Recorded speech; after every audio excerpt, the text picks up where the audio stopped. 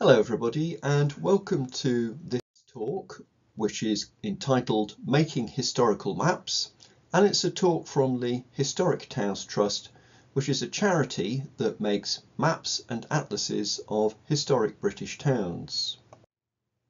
Just to introduce myself, my name is Giles and I'm a cartographic editor, and I help out with producing the maps that the Trust publishes. And I hope that this talk will explain what we do in terms of making our maps, and also may give you some tips if you're making your own historical maps. Well, let's just start off by defining what we mean by a historical map. On the left-hand side, we have a map of Swansea of about 200 years ago, and that can be described as a historic map.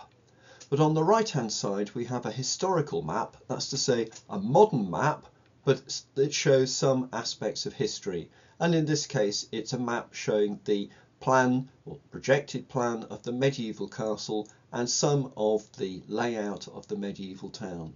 So a historical map is a modern map, but showing some aspect of history. Here we have a couple of examples which may help to explain what we mean by a thematic map, because historical maps are essentially thematic maps. On the left-hand side, we have a thematic map that clearly isn't historical, but it shows that a thematic map is made up of a background of topographical information, and here we have a minimal amount of information, just really coastline and country outlines, but the theme is shown superimposed onto that, and the topographical information gives it context. On the right-hand side, we have a historical map, but again, it has a very simple topographical information, a topographical background to it, which allows you to see the historical theme in context. In the Historic Towns Trust, we tend to use Ordnance Survey maps of the late 19th and early 20th century, which form the background information for us to add the historical information. And in this case, we have an extract from the 1910 1 to 2500 map of Beverley in the East Riding of Yorkshire. And you'll see that we've credited the National Library of Scotland here as being the source of this map. If you're making your own historical maps, then you'll find that the digitised map resources created by the NLS are very, very useful to you, and often a good point at which to start. Well, this base map is taken and then we undertake what is called vector digitizing. That's to say, converting all the outlines of buildings and other sites of interest into lines. And you can see this is the result, which is not a very interesting map, but once you start to add the symbology to it, the vector raw data is then taken and we add suitable colours to denote buildings of different dates and to show sites of particular interest. And then the final thing that we add to it is the text, which sits on the highest visual layer, so that's to say in front of all the other information, and that is what actually gives meaning to the map. In this case, we have another example of an Ordnance Survey map that has been used to construct a historical map. This is from York, and it's an extract from the large-scale survey of York undertaken by the Ordnance Survey about 1850 and published in 1852, showing the west end of York Minster and part of the surrounding area and streets. So this map was digitised and then historical information superimposed onto it, and you can see here the sites of lost medieval buildings and also lost post-medieval buildings. In the case of Hull and also Bristol, we have used a slightly different approach. In the case of Hull, you can see that we have used in the background a facsimile Ordnance Survey map of the 1920s, and then the historical information has been superimposed on it and labels added to give meaning to it. And this is a relatively cost-effective way of producing a historical map. If you're going to reproduce this map facsimile, then you need to actually pay royalties to the owner of the base map. In the case of Bristol in 1480, here we are reconstructing the city as it appeared around that time from the writings of a man called William Worcester.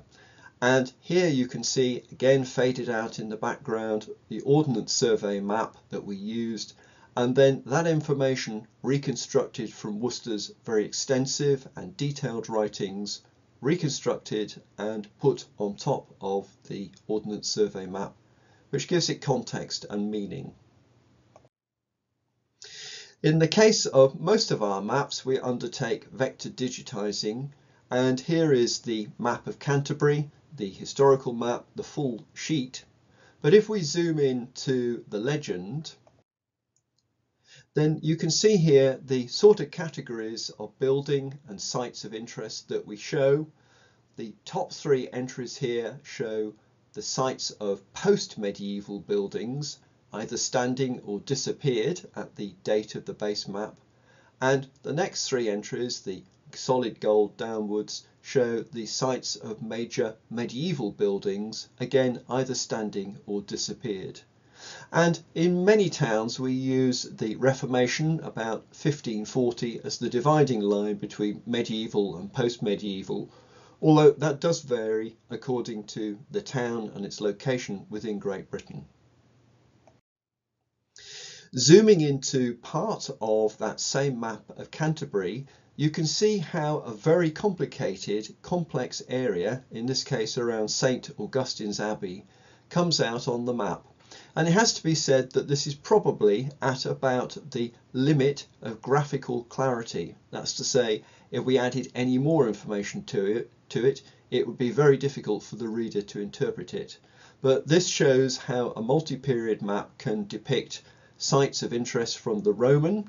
In the background we have a Roman cemetery, burial area, right up through the Anglo-Saxon, the medieval, the post-medieval, and up to the early modern in terms of an industrial building with the malt house. What about sources of information? Well, if you have access to archaeological plans, then they can of course be very, very useful to you.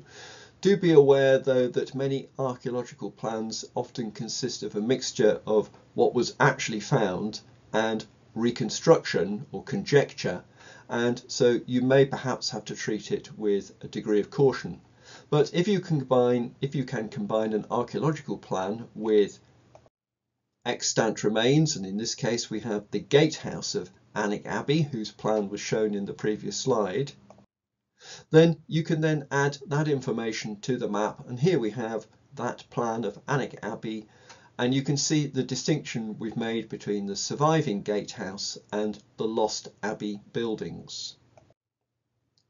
Well, historic maps can themselves of course be very useful sources of information, and in the case of Alnwick we were able to use this very careful detailed architect's plan of the First World War army camp erected in the Castle Park in Alnwick and add that to our map, and we were able to show exactly the location of those buildings, almost all of which have long since gone. And in the case of Alnmouth, just down the road, the course of the river has changed historically. This tithe map of 1843 shows its former course as well as its course in 1843. And we were able to add that onto our historical map to show where the river course had been previously.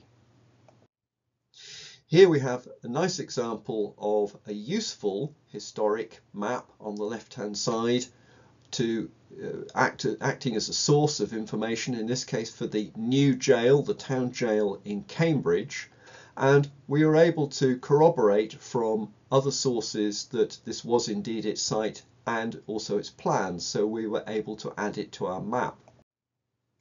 But do be aware that many historic maps actually contain information which needs checking or corroborating from other sources. So from that same source map you can see on the right hand side Barnwell New Church. Well, there's no evidence that that church was ever built.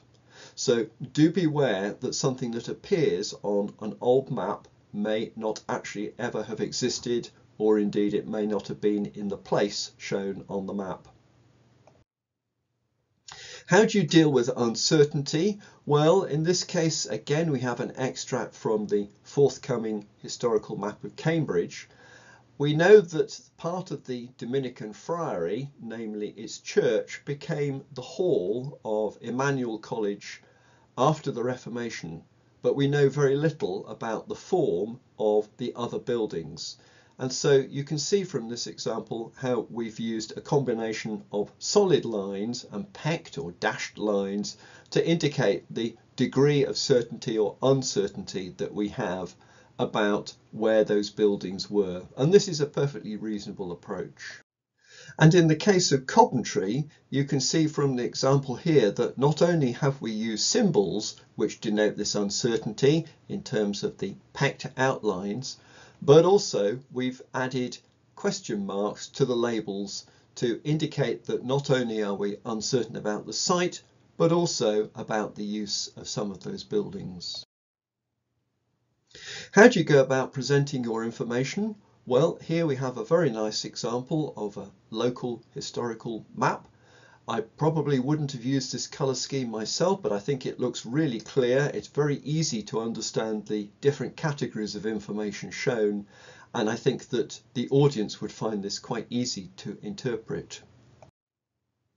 If you're restricted to just black and white, don't despair, because by the use of appropriate symbols and hatching and also appropriate labels, then a black and white map can also be just as clear as a coloured map.